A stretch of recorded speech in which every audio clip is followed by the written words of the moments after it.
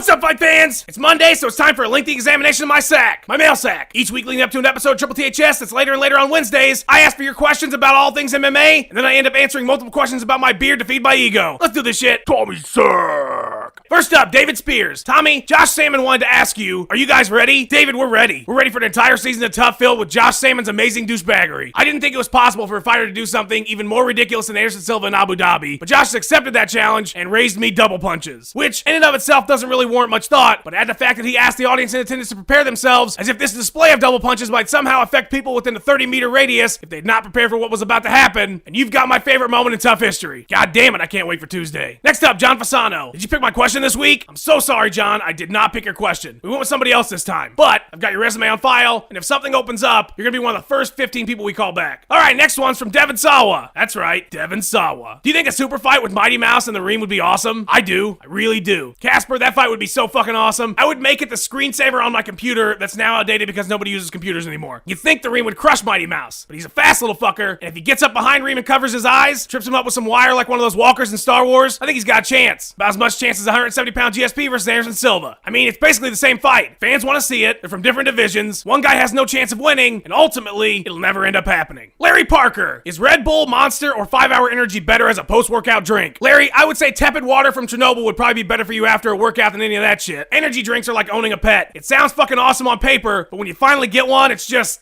exhausting. At least an energy drink doesn't piss on your floor, though. It just pisses on your soul. This one's from Lance Snyder. When is douchey MMA fan gonna be back on Triple THS? What the fuck, bro? Heard you were talking shit. Bro, you wanna go, Lance? I mean go, bro. We will do the dance. I trained Bellator, bro. I once kicked the shit out of Randy Couture.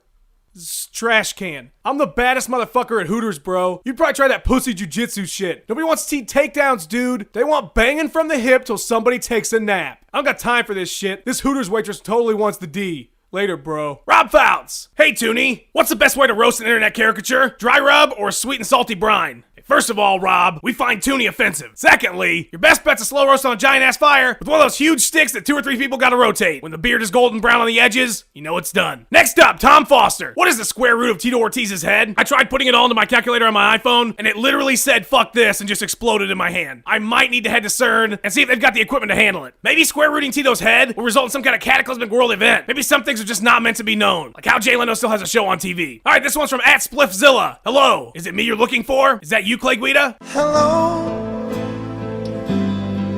is it me you're looking for? Expect more of that on Wednesday. Next question! Jacqueline Pratt. Who has better liver kicks? Pettis, Rutin, or you? You gotta post this. I'm from Slovenia. Well, Jacob, I don't know if I had to post your question because you're from Slovenia, but I like your country. If they ever allow me back in, you can buy the first round because I'm a cheap ass. Anyway, to answer your question, it's sure as fuck not me. My legs are far too short for a good kick. The only liver kicks I'd be delivering would be on small children or Demetrius Johnson. And while Pettis' liver shot was pretty badass, Boss Rutin has destroyed more livers than Jack Daniels. So without a doubt, El Guapo. All right, last question of the day comes from Christian. Would Transformers buy life insurance or car insurance? Chris, that's the kind of question that could stop a stoner dead in their tracks for 6 or 7 hours. They're robots. They're cars. Do they get both? Is it some kind of package deal? Would a life insurance company even accept them as clients, considering their only job is blowing shit up and fighting other robots to the death? Do the Transformers even get paid for what they're doing? If so, is it taxable? Do they get a W-2? Are they liable if a passenger is injured inside of them? What if they get pulled over? Are Transformers registered vehicles? If they get life insurance and die, who gets their stuff? Will other people cover damages to them if they're in an accident that wasn't their fault? You know what, Chris? I think we just poked a lot of holes in the Transformers story. Holes that fans want filled with insurance information. God damn you, Michael Bay, make this happen. That's Show Fight fans. Thanks for everybody who sent in questions this week. You're the real heroes. Tune in this Wednesday when I attempt to break the world record for most F-bombs in a 5-minute span. Enjoy Tough tomorrow night. See you on Wednesday afternoon. If you live in some place that does time wrong.